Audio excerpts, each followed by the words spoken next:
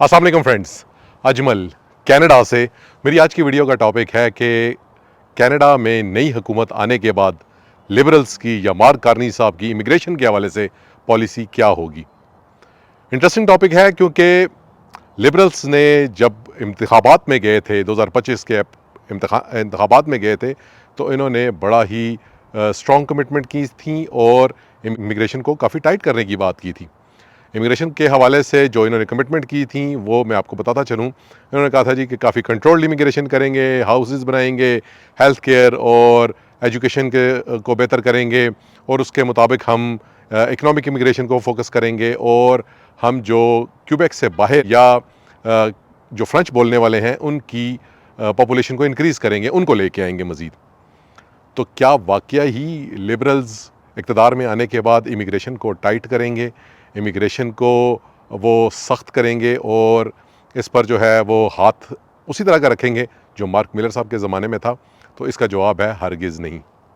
उसकी वजह मैं अपनी पहले भी वीडियोज़ में ये बताता रहा हूँ कि उसकी वजह ये है कि इस सिस्टम के यानी कि इमिग्रेशन के बेनिफिशरी लिबरल्स भी हैं और इमिग्रेंट्स भी हैं। नए आने वाले इमिग्रेंट्स को लिबरल्स से फ़ायदा होता है और लिबरल्स को इमिग्रेंट्स से फ़ायदा होता है।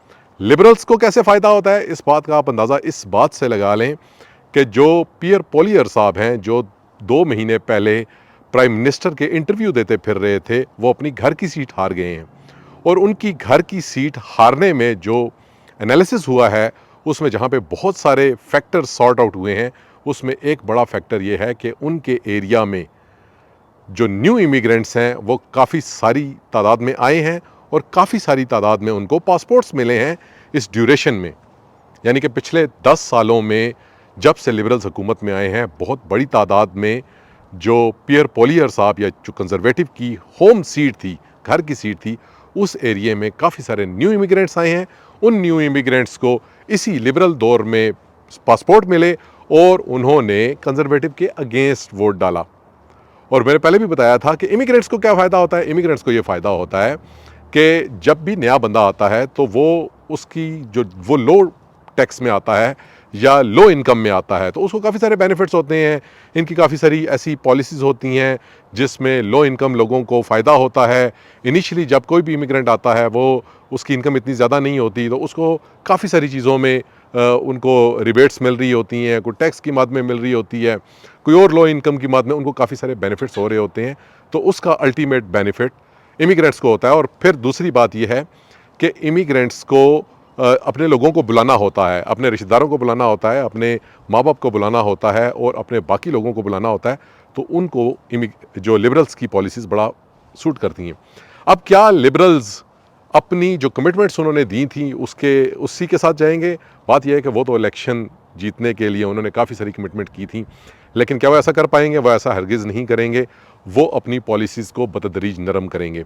लेकिन आप ये उम्मीद ना करें कि लिबरल्स एकदम से अपनी सारी पॉलिसीज़ जो मार्क मिलर साहब के ज़माने में थी वो चेंज करके तो वो शॉन फ्रेज़र वाले ज़माने में एकदम से चले जाएंगे। ऐसा कुछ नहीं होगा। और क्यों नहीं होगा? आप ये एक्सपेक्ट करें कि एक बंदा जो है वो आईसीयू में था, 2 महीने पहले बुरी तरह हार रहे थे लिबरल्स और कमिटमेंट्स करने के बाद, सारा जोर लगाने के बाद लिबरल्स जीते हैं। तो आईसीयू में अगर एक पेशेंट हो तो आप उसे एक्सपेक्ट नहीं करते कि वो महीने 2 महीने में कोई नेशनल लेवल की या इंटरनेशनल लेवल की कोई रेस में हिस्सा लेगा। स्टेप बाय स्टेप, स्लोली ये काम होगा। अभी जो अच्छी खबरें आनी शुरू हुई हैं वो ये हैं कि एक्सप्रेस एंट्री के जो ड्रॉज हैं उसमें नंबर्स कुछ बेहतर होने शुरू हुए हैं। जो लास्ट 1 मई का ड्रा है उसमें जो कट आउट स्कोर रहा है टीचर्स के लिए वो 479 रहा है। हेल्थ केयर प्रोफेशनल्स का जो ड्रा हुआ है 2 मई 2025 का, उसमें जो कट आउट स्कोर रहा है वो 510 हुआ है। और ये बतदरीज लग यही रहा है कि अभी इनका जो फोकस है वो इकोनॉमिक इमिग्रेशन पे होगा या एक्सप्रेस एंट्री के ज़रिए इमिग्रेशन पे होगा और फिर आहिस्ता आहिस्ता बाकी दरवाजे भी खुलेंगे, लेकिन ये स्लोली और ग्रेजुअली होगा। जैसा कि मैंने बताया कि अगर आपके पास अच्छी एजुकेशन है, अच्छा आपके पास इंग्लिश लैंग्वेज या फ्रेंच लैंग्वेज की स्किल्स हैं और अगर फ्रेंच लैंग्वेज की स्किल्स नहीं भी हैं तो मैं आपसे कहूँगा और आपके मार्क्स में कंप्रोमाइज़ हो रहे हैं या मार्क्स नीचे हो रहे हैं, सीआरएस स्कोर नीचे है, तो आप फ्रेंच बेसिक को करने की कोशिश करें। क्योंकि ये एक काम ये ज़रूर करेंगे कि फ्रेंच को फ्रेंच इमिग्रेशन को क्यूबेक से बाहर भी लेके जाएंगे और उन्होंने कमिटमेंट भी दी है कि ये जो फ्रांकोफोन्स हैं उनकी जो इमिग्रेशन है वो क्यूबेक से बाहर भी उसको इंश्योर करेंगे और उनकी रेशो भी इन्होंने बढ़ाई है।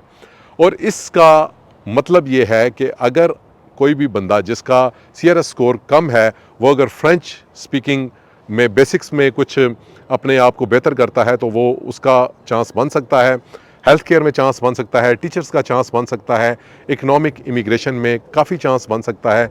लेकिन बाकी जितनी भी चीज़ें हैं वो स्लोली और ग्रेजुअली इंक्रीज़ होंगी, एकदम से कुछ ऐसा नहीं होगा जैसा कि लोग मैं देख रहा हूँ कि बता रहे हैं कि ये रातों रात को काया पलट जाएगी। रातों रात कुछ भी नहीं होगा, स्लोली और ग्रेजुअली ये सारी पॉलिसीज़ उससे मिलती जुलती हो जाएंगी जो कि पहले रही हैं, लेकिन ये स्लोली और ग्रेजुअली होगा और आहिस्ता आहिस्ता होगा। वीडियो अच्छी लगे लाइक करें, शेयर करें, सब्सक्राइब करें।